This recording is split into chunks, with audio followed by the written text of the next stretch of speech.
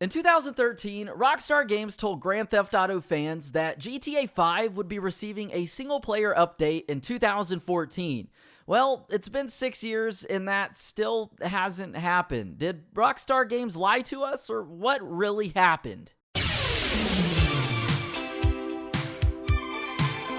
2,457 days ago, Grand Theft Auto 5 released, and, well, it's been pretty amazing since, and it's been a pretty crazy journey since then, with the amazing GTA 5 single player, then the release of GTA Online, and then the success of GTA Online, and then GTA 5 being remastered for next-gen consoles and first person. So much has happened, and in that time frame, well, we still never got that single-player DLC that Rockstar Games promised us. And at this point, I think in 2020, it's safe to say that all hope for a single-player DLC for GTA 5 is lost.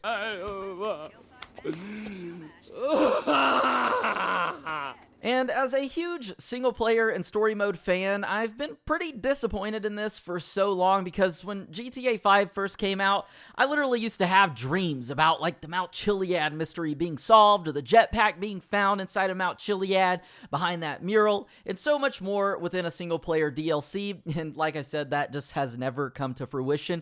And the topic of a single-player DLC in GTA 5 has been around for so many years now, but now that it's 2020 and Grand Theft Auto 5 has been out for almost 7 years, one thing I decided to do that I've never really done before is put together a timeline of everything regarding a single-player DLC for GTA 5 that Rockstar's actually given us, because this isn't something that was just made up or a fan theory or anything like that. This is, like I said, something that Rockstar Games acknowledged and then never talked about again, leaving many like myself and other GTA fans to wonder what really happened. And today we're going to be answering that question. So what I've done is broken this video down into a few different parts. Firstly, let's start off with the timeline of confirmed instances where Rockstar Games and Take-Two Interactive actually talked about a GTA 5 single-player DLC. The first one is from December 9th. 2013, and this is on an official Rockstar Newswire post that you can find linked down below in the description. And Rockstar says, GTA 5 story mode updates coming in 2014.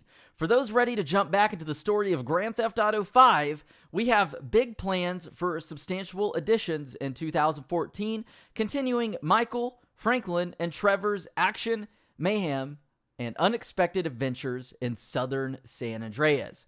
So right there in December 2013, that is the first instance where Rockstar Games let us know that in 2014, we're going to see some big things coming to GTA 5 and its single player. Well, if we fast forward a little bit to April 2nd, 2014, Rockstar Games actually in another Newswire post mentioned this, and they said, and later this year, look for even more additions to both Grand Theft Auto Online and Grand Theft Auto 5, including more holiday-themed updates, some very exciting story mode DLC, and much more. And as we know, in 2014, in online, we were supposed to get heists, and it was a very long time before we actually got those. Things kept getting delayed, so fans started to believe that, hey, this is probably it's what's happening with the GTA 5 single-player DLC. And also, at the same time, it just left those fans like myself wondering, hey, you know, what's going on with the Mount Chiliad mystery? Are we going to get an answer to this? The jetpack and so much more, which we did end up getting an answer to, just not in the way that we expected, which I will talk about a little bit later on in the video. So this is where things get a little bit interesting. On May 18th, 2015, Take-Two Interactive was actually doing their earnings call, which is something that we still talk about today as far as GTA Online updates and things like that. And, well, Take-Two CEO Strauss Zelnick was actually asked, when you had originally launched Grand Theft Auto 5, I believe that you had said that there was going to be some story-based DLC content shipping eventually. And obviously, we're now over a year past the game's launch. Is that still something that you have planned? I'm sure you're not going to talk about timing, but is that something that's still in the pipeline for you guys? And Take-Two CEO said, no, we haven't discussed any story-based downloadable content. We did talk about the heists, and they've already been released. And he was asked once again, but I'm correct in remembering that you had talked about that around the launch of GTA 5. And Strauss-Zelnick said, we have different recollections. So while he is telling the truth, he's also not telling the truth, because it was Rockstar Games on their Newswire post that said and mentioned GTA 5 single-player DLC, but being the parent company of Rockstar Games, Take-Two Interactive CEO said that we have different recollections, we've never said that. And like I said, Take-Two never said that, it was Rockstar, but that's where it gets really weird, because on two different instances and occasions, in 2013 and 14, Rockstar acknowledged a story mode DLC alongside heists coming to GTA 5 and GTA Online. But in 2015, it was all denied, like it never even happened. So somewhere along the lines between 2013 and 2015, something changed within GTA 5 and the so-called single-player DLC that Rockstar Games promised fans. And it wasn't until around October 23rd, 2017 that we actually got an answer that pretty much concludes what happened. And this was with an interview with Rockstar design director Imran Saror.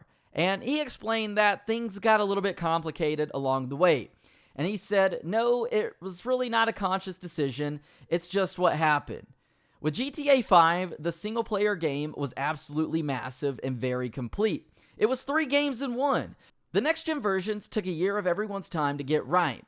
Then the online component had a lot of potential, but to come close to realizing that potential also sucked up a lot of resources. And then there are other games, in particular Red Dead Redemption 2. The combination of these 3 factors means that for this game, we did not feel single-player expansions were either possible or necessary. So, all in all, it boiled down to 3 things. Grand Theft Auto 5 was remastered and re-released for next-gen consoles and the PC during a tricky transitional time in the console landscape, going from 360 and PS3 to PS4 and Xbox One, where Rockstar upgraded so many things in GTA 5, added new things, first-person mode, and so much more. Then, multiplayer sucked up a lot of resources because it was growing really fast and it was very profitable. So, hey, let's focus more on what's going to make us more money. And also, Rockstar wanted to move on to making an entirely new game, Red Dead Redemption 2, which obviously required an enormous amount of manpower and many years of work. And this article's from 2017 stating that, and as we know with the final product of RDR2 that we got in 2018, you can't be mad at Rockstar Games because that was a flawless and phenomenal game, aside from the fact that they haven't released an update for Red Dead Online in like 6 months, and, well, to compensate for that, they discounted the price of beans in the game. That makes me laugh really, really hard. So before we get any further into the single-player DLC, I want to talk about one other thing that I don't know if it'd be considered single-player DLC or a map expansion or whatever you would call it, but on May 31st, 2016, a image of Liberty City actually recreated in Grand Theft Auto 5 was revealed. It was found actually on a Rockstar designer's portfolio. And it's this image right here. And basically, it's GTA 4 upgraded in GTA 5. Now, for many years, there's been theories and speculation that Liberty City was going to be added to Grand Theft Auto 5, but we don't know that 100%. But when this image was found on this Rockstar designer's portfolio, led a lot of fans to believe that, oh my goodness, that, hey, Rockstar is going to be working on porting over Liberty City into GTA 5, but really, we never got a conclusive answer for that. This image is just really all that we got. And also, if Liberty City was going to be added to Grand Theft Auto 5, it would probably be increasingly difficult, being that GTA 5 was created for the 360 and the PS3, which is like 2006 hardware, and then being ported over to the next generation consoles. There's just so much that goes into it. And from the GTA forums, we actually see a pretty interesting post from a user who says, talking about Liberty City, where would they place it and how? Would they just place it far out in the ocean or unload the San Andreas map and load Liberty City in? If they would go far out in the ocean route, they would need to increase the water limits, drawable limit paths, map limits, etc. And that would require them re-exposing every single path and traffic in the entire game and would require them to redo the water.xml because about the paths, they run on a set grid. And increasing that grid would move all the paths too, so they would need to re-export them and redo them.